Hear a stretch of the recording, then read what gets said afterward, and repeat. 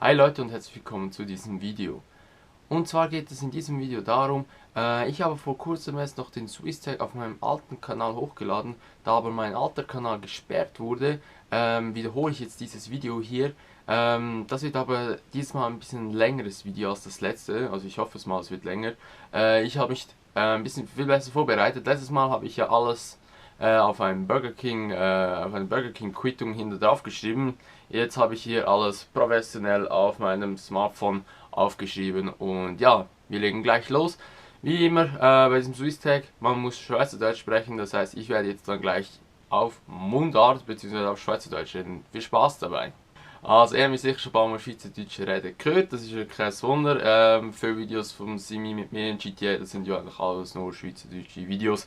Und ja, wir fangen gerade an mit dem Swisstag. Erste Frage ist Gründungsdatum von der Schweiz. Das ist immer noch der 1. August. Welches Jahresdatum, das weiß ich immer noch nicht. Dort habe ich in der Zwischenzeit vom letzten Video habe ich es aber auch nicht gewusst. Hätte ich bis jetzt eigentlich mal nachschauen, welches Datum das ist, aber bin auch nicht dazu gekommen. Aber ich suche es mal schnell aus. Moment. Nein, jetzt bin ich auf Werbung drauf gekommen. Moment, ja, es gerade. Hey, schon wieder auf Werbung. Wenn ich Wikipedia wenn Wikipedia mit Werbung besetzt. Schweiz. Da kann man sogar die Schweizer Hymne auf Wikipedia abspielen. Oder geil. Also die Schweiz ist am 1. August 1291 gegründet worden.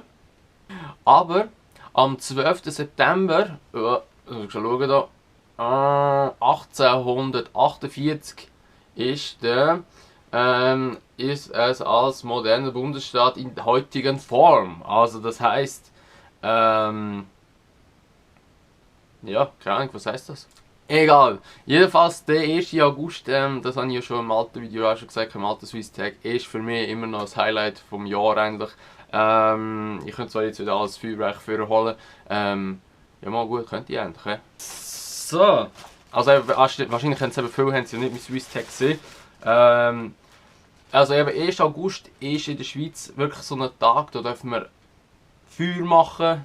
Gut, wir dürfen fast Feuer machen, aber wir dürfen wirklich fast einen halben Wald abbrennen, wir dürfen einfach Raketen, wir dürfen richtig mal einfach mal umweltschädlich sein. Und für ein Land, wo da eigentlich die ganze Zeit alles so möglichst geschützt wird als von Umwelt, alles drum und dran. Also wir haben ja da rechte Umweltnormen, glaube ich, also da sind wir ziemlich streng, also ich habe keine Ahnung, aber ich vermute das mal. Ja, 1. August ist wirklich immer ein geiler Tag, zwar wir können da, die habe ich das letzte Mal schon gezeigt, das ist ja römisches Licht. Das sind so lange Stäbe, wo wir am 1. August aufeinander uns geschossen haben. Oh, wow. Sehr, sehr geil. Thunder. Das ist auch immer schön. Das sind jetzt zum Beispiel, wie viele sind das? 20 Stück? Nein, 10 Stück auch. Ja, 10 Stück. Wichtig ist, Kategorie 18, die dürfen nur 18-Jährige kaufen. Dann kostet aber nur 5 Stutz, das ist so wenig für so ein verdammtes Thunderpack und die sind die besten Thunder. Dann Raketen, das ist auch immer das Geilste. Dann, was haben wir da noch? Rauchbomben, kleine Flashing Thunder. Also ganz Haufen krasse Zeug. Was ist das da? Laser Sound. Das sind die Lichtli. Erst im letzten Video habe ich mal Lichtli so gezeigt, habe gesagt, das sind auch so Lichtli. Holy moly. Also eben, das sind so Lichtli. Die sind mega grell, wenn man reinschaut, wird man fast blind von denen. Aber die sind mega geil. Vor allem wenn man mal etwas anzünden will. Das ist eigentlich wie eine verlängerte Zündschnur. Weil es fackelt gerade mal alles ab. Ja, also wie gesagt, das ist dann so eine riesige Tüte da. Das ist rechts Ding. So, voilà, da bleiben. Und ja, also der 1. August ist natürlich besteht nicht nur aus so Sachen. Also, wie gesagt, mit diesen langen Stäben haben wir auf uns geschossen. Findest du das gut, was du da machst? Also eben wie gesagt, der 1. August ist natürlich, wir machen nicht nur so Sachen, mit diesen Stäben, da schiessen wir nicht nur auf uns. Letzten August war es wirklich so, gewesen, dass wir haben mal eigentlich noch so Butan-Gas-Fässchen gekauft. Also, zum Beispiel, wenn man geht campen, gibt es so kleine Gasgrill. Und ich muss immer schauen, meine Katze kommt da wieder. Ja, fahren wir ab. So kleine Gasfläschchen da, die sind also so, tut man einfach oben den Grill rein und dann hat man so wie einen kleinen Kochherd. Und dann haben wir das letzte Mal, also letzten August, haben wir so einen in die Luft gejagt. Und also das war schon speziell gewesen. Ich hatte es eigentlich gefilmt, nur als ich es angezündet habe und bin abgesäckelt, also als ich abgesäckelt bin, bin ich auf den Ausschaltknopf von der Kamera und ja, er hat es abgebrochen. Und dann haben wir nur noch gesehen, wie ich weggesäckelt bin, mehr nicht. Gut, also dann, nächste Frage ist, jetzt muss ich wieder alles zurückgehen. Moment. So richtig alles geplant, wie der Ablauf ist von diesem Video. So, Lieblingsessen. Also, Lieblingsessen, da habe ich erst letztens noch überlegt, weil ich es erst wieder hatte, da hätte ich eigentlich noch sagen können. Und zwar ist das Zegetiner Gulasch. Zegetiner Gulasch heisst das, glaube ich. Oder beziehungsweise ich sage immer Zigeuner Gulasch. Aber das ist eigentlich Poulet mit Herdöpfel und Sauerkraut und mega viel Paprika. Soviel ich weiß, kommt das glaube ich aus Budapest her, also so Ungarn. Aber es ist hure geiles Essen. Für die Sauerkraut nicht gerne haben, Sauerkraut hat einfach gar keinen Geschmack mehr drin. Also ihr könnt es mal probieren, es ist hure geil. Und ja, wenn meine Mutter das kocht, da muss sie recht viel kochen, weil da schlage ich hure zu. Das ist einfach das ist so richtig ein geiles Essen und da habe ich hure gerne. Und es geht halt, glaube ich, ziemlich schnell. Also es ist nicht so, als wäre es ein riesiger Aufwand. Aber wir müssen es mal probieren, es ist ziemlich geil. Dann die dritte Frage ist Lieblingsschauspieler. Und ich habe Spieler falsch geschrieben, merke ich gerade. Also Lieblingsschauspieler ist bei mir, also von der Schweiz natürlich ist jetzt das gedacht. Klar, eben so Divertimento, das sind so, die muss man geil finden hier in der Schweiz. Dann Schmierinskis. Wer die nicht kennt, das sind eben die vor Divertimento gewesen. Also eigentlich also wo Schmierinskis aufgehört haben, ist eigentlich so Divertimento, sind so gross geworden eigentlich dann nach denen. Die sind auch noch recht geil gewesen, und zwar von denen gibt es halt, also DVDs gibt es nicht von denen, die sind schon länger her, also von denen gibt es nur so Videokassetten, VHS, die kennen das sicher noch, also ich hoffe es mal. Das sind einfach zu jung, wenn ihr das nicht kennt. Eben VHS, das sind, ja, keine Ahnung, das sind einfach auch Schweizer Komiker gewesen, mit dem Reini Rindlisbacher, den sieht man auch immer noch im Fernsehen. Und eben noch der andere, den ich immer noch nicht damals weiss. Keine Ahnung, ich könnte wieder in Wikipedia schauen und bin jetzt gerade zu faul. Ja, und das sind wirklich auch zwei lustige gewesen. Recht schade, dass sie aufgehört haben.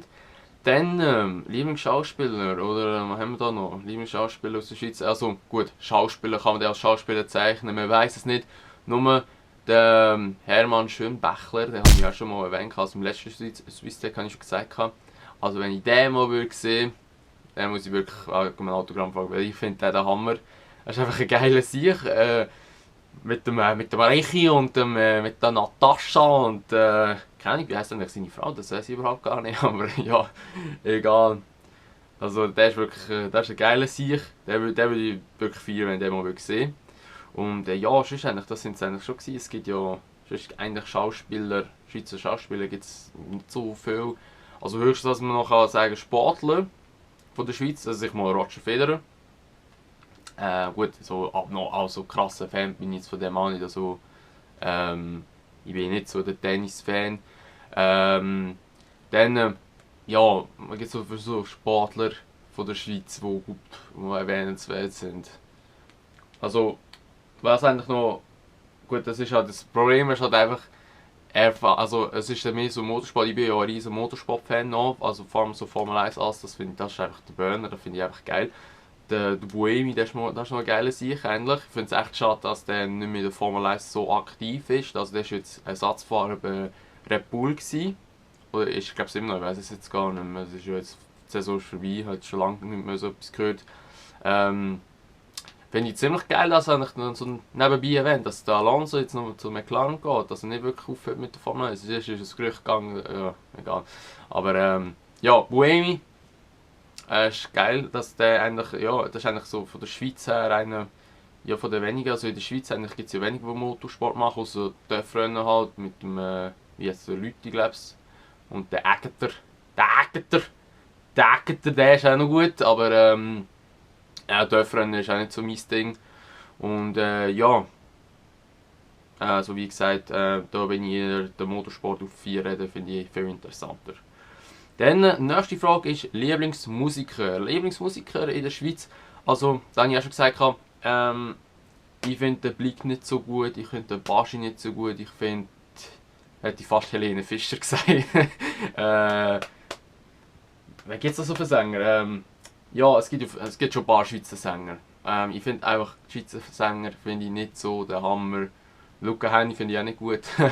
Aber einzige Schweizer Sänger, also das einzige Lied, gut, wo ich muss sagen, das ist ein geiles Lied, also eben schon, das habe ich schon gesagt, aber im letzten Swisstech, es gibt so, ich muss immer sagen, da habe ich schon gesagt, im Swisstech, nein, der einzige Schweizer, den ich noch geil finde, also der Musik gemacht hat, der macht jetzt glaube ich auch nicht mehr, ist der Gima gewesen, mit dem Super Schweizer.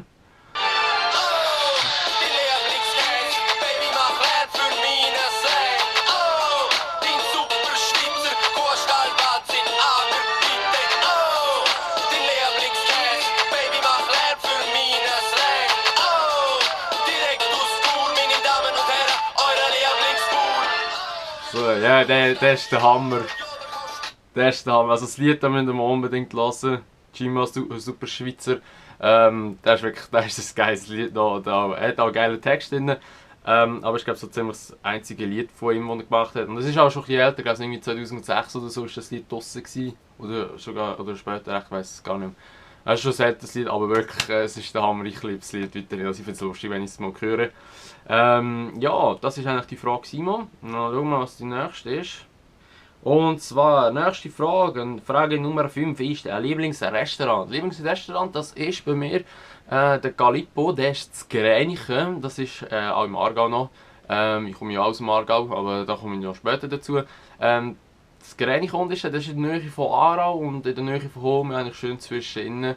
Dort gibt's, das ist eigentlich, also es ist ein Türk, der italienisch kocht und der macht Pizza, also wirklich Spaghetti, all der Kram von italienischem Essen, also wirklich geiles Zeug.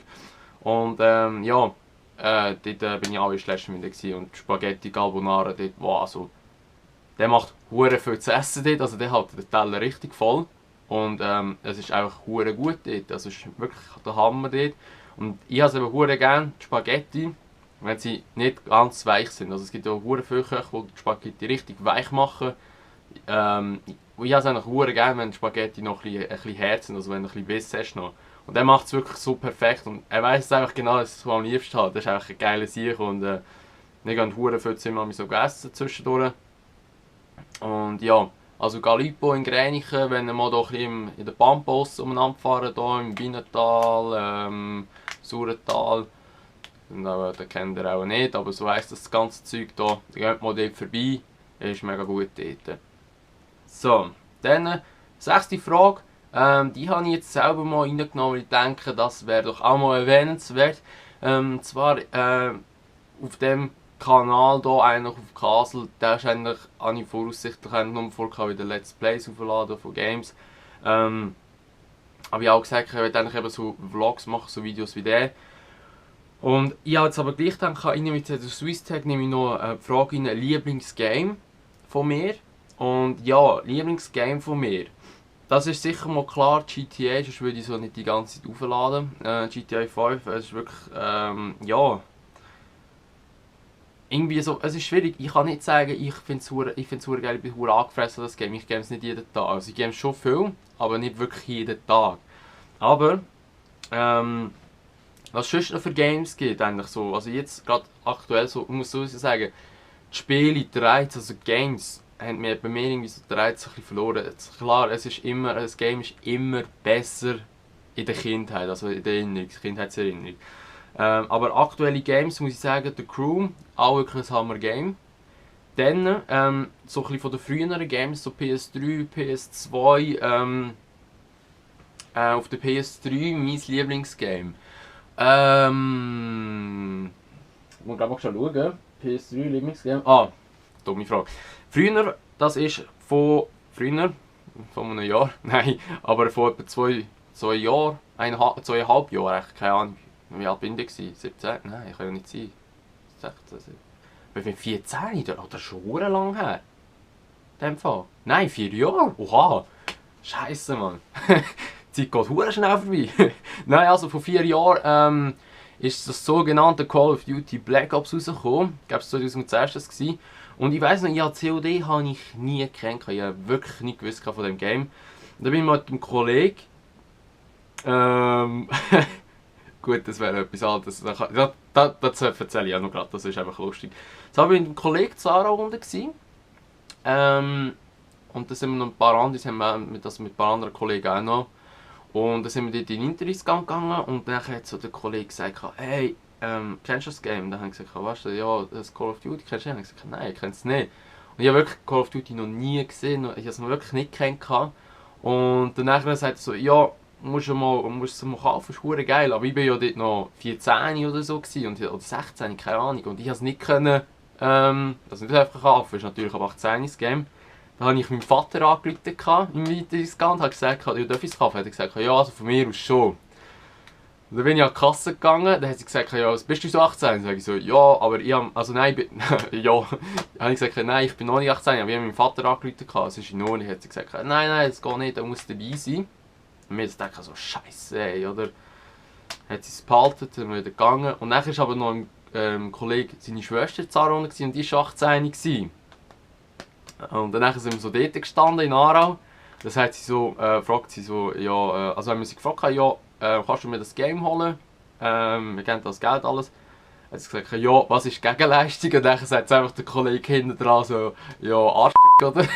Und das war so geil gewesen, weil, also hat sie gerade vergrüllt, aber sie hat es nicht gehört. Und dann nachher, hat sie es mir dann schlussendlich gleich noch gekauft, das Game. Da bin ich dann natürlich sehr dankbar.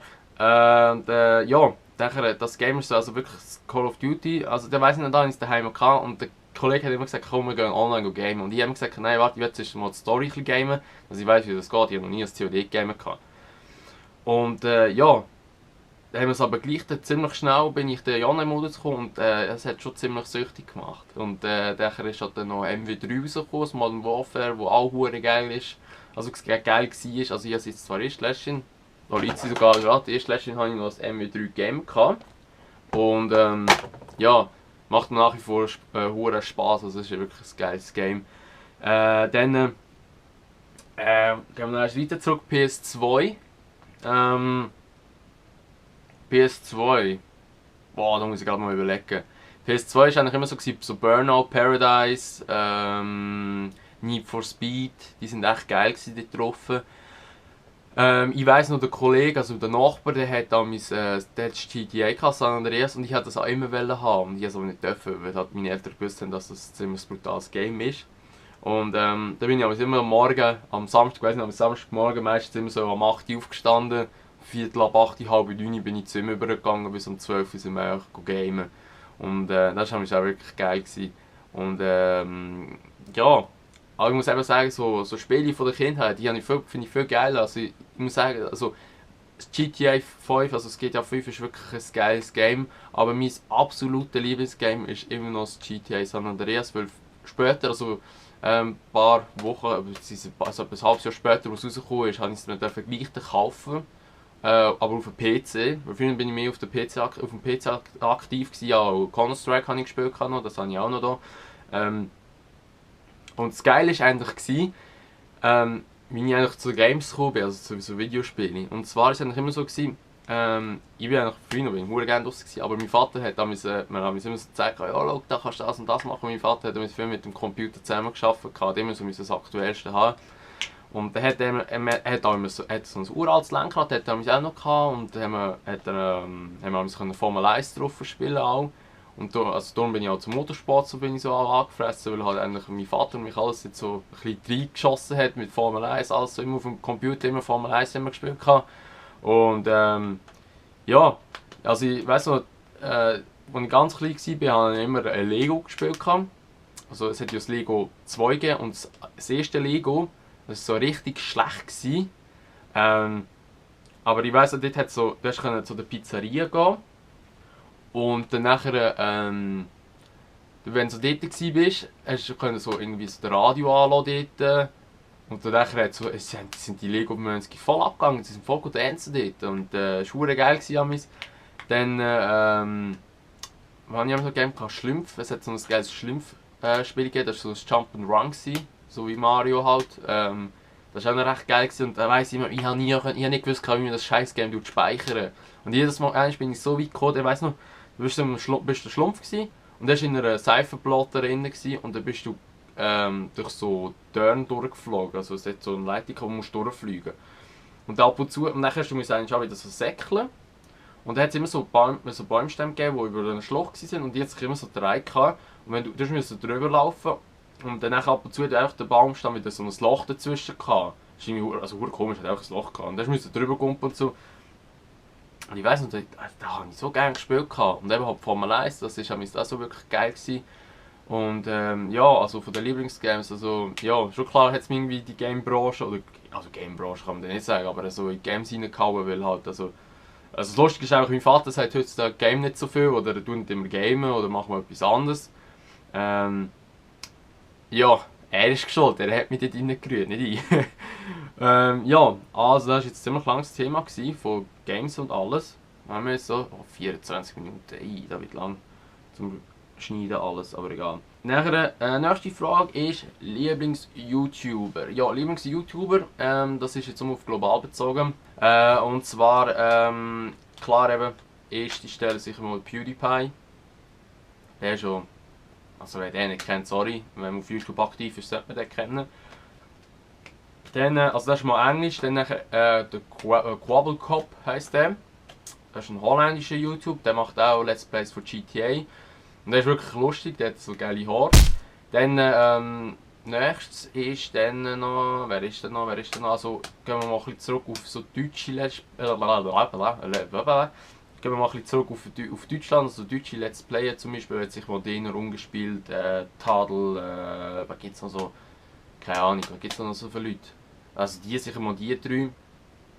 Wobei, ist auch nicht mehr so aktiv. Also, schau jetzt auch weniger, vor ein paar Jahren ist es ein bisschen intensiver gewesen, aber jetzt auch weniger. Dann, was gibt es noch so? Also sicher mal, was ich sehr viel schaue, ist Apecrime noch. Mit dem Let's Draw da, das ist sicher noch, das ist hure geil. Also Let's Draw, nicht Let's Draw, Let's Draw. Das ist ein ziemlich geiles Format, das die noch haben dort. Das ist eigentlich das Einzige, was ich schaue von den deutschen YouTubern. Sonst schaue ich eigentlich hure wenig so deutsche YouTuber. Es ist mehr so Englischbereich, wo ich ein bisschen durchschaue. Ja, was gibt es da schon? Also eben halt österreichische YouTuber kenne ich jetzt überhaupt niemand. Nicht Schweizer, halt eben Onerio, dann was ich jetzt so viel schaue, ist halt Ding noch. Warte jetzt, Name kommt mir nicht in den Sinn. Mils Impulsiv, glaub's. Sorry, gell, wenn ich es falsch sage, aber das ist glaube ich schon der. Und dann noch, da muss ich jetzt aber schon schauen, weil ich den Namen sonst nicht aussprechen kann. Moment. Ich habe ja hure schnell das WLAN hier. Moment, ja es geht, es kann sich nur um Stunden handeln. Warte, ich muss anders schauen. Und zwar ist das...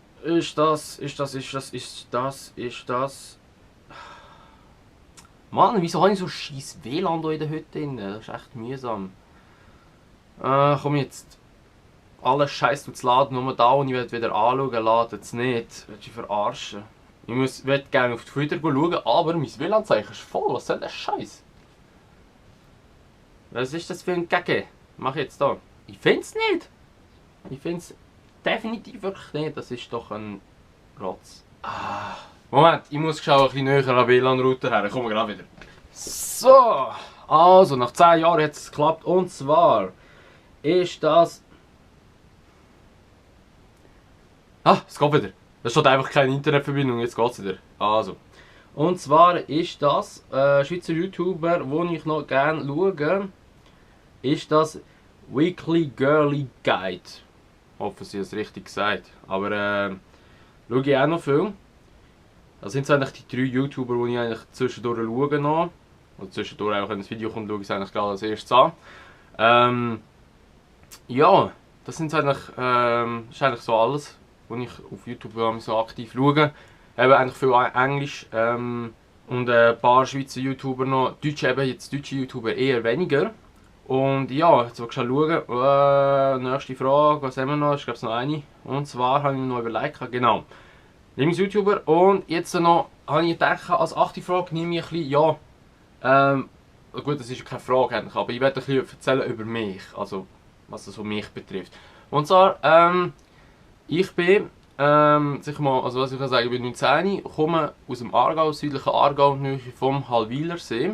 Also wenn wir mal auf Google Maps Hallwilersee gehen, sagen wir Umkreis von, ja gut, schon etwa 15 Kilometer echt, also dort, in diesem Umkreis wohne ich. Was ich sonst so mache, also berufliche Ausbildung ist bei mir jetzt gerade im Verkauf, Detailhandelsfachmann mache ich noch.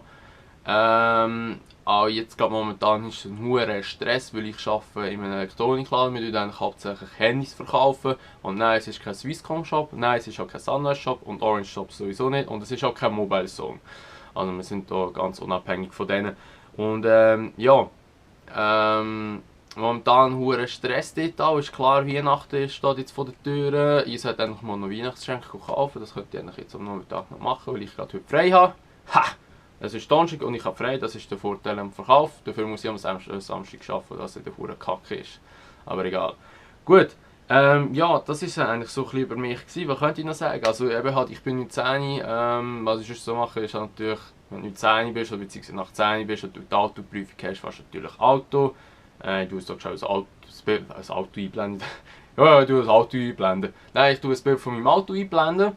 Wenn du gerade eins auf dem PC hast, würde ich eins noch machen, aber ich glaube schon. Und zwar fahre ich gerade aktuell einen Alfa Romeo 147. Ja, es ist kein Formel 1 Wagen, es ist kein Ferrari, das ist klar, aber es ist ein Alfa. Also, er lenkt für am Anfang, dass ich jetzt auch tiefer gelegt, noch einen anderen Auspuff hier. Ein tiefer gelegt, ein Remus-Auspuff dran, aber keine tönte Scheibe. Aber ja. Es lenkt, es ist wirklich ein geiles Auto. Einzige Nachteil ist, man merkt schon, dass die Italiener ein bisschen kleiner sind. Also ich bin jetzt fast, scheiße, wie groß bin ich? Fast 1,90 echt. Also ich bin recht gross. Und ich habe schon ein bisschen Platzangst in dem Auto drin. Also der Sitz ist zuunterst, das Lenkrad ist auch zuunterst und ich bin einfach zu gross für das Auto. Ich habe fast keinen Platz drin.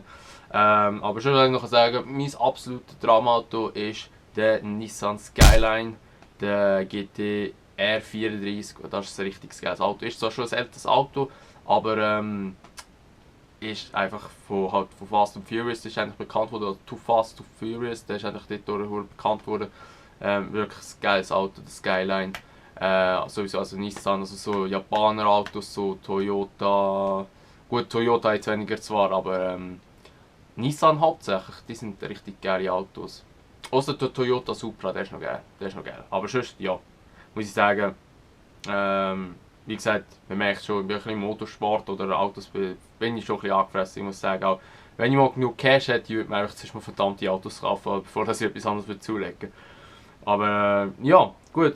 Das war es mal mit dem Swisstech. Wie gesagt, er ist ein bisschen länger, ein bisschen detaillierter geworden. Ja, zwar ziemlich viel geschnurrt über Games, wie das alles angefangen hat auch noch. Und Lieblingsgames, das hat sich dort ein bisschen rausgezogen. Ich muss schauen, wie ich das da alles zusammenschneide. Auf dem PC dann mal schauen, wie das alles dann wird. Aber ja, ich würde mich natürlich freuen, wenn du den Daumen gegen oben drücken und dann ein Abo würdest da lassen, wie gesagt, auf meinem Kanal Let's Plays GTA Online mit dem Simi. Was ich mir sowieso freue, ist dann da, wie das GTA heisst. GTA Online heisst, oder wie das heisst, keine Ahnung, mit den Banküberfällen, die endlich kommen. Das wird auch noch richtig geil. Ja, das wird alles kommen auf dem Channel da und dann natürlich so weitere Videos wie so etwas da. Nicht normal, also vielleicht nicht gerade noch ein Swisstech, aber es ist noch so kleine Videofilme, alles, wenn ich vielleicht mal eins. Aber das dann eher im Sommer, wenn mal schönes Wetter ist, fahre ich dann mal um den See rum und nehme mal die Kamera mit dem Alpha rundumfahren. Das habe ich, wo es warm war, noch, wo es schön Wetter war, mit dem Alpha noch viel gemacht, weil es ist einfach noch schön chillig, einfach fast etwa eine halbe Stunde, 40 Minuten und du kannst einfach schön entspannen eigentlich. Und ja. Wie gesagt, Daumen gegen rauf lassen, wenn es dir gefallen hat, ein Abo noch, dass weitere Videos nicht verpassen und dann sehen wir uns einfach in einem anderen Video wieder. Und dann sage ich mal, bis dann, schönen Ciao!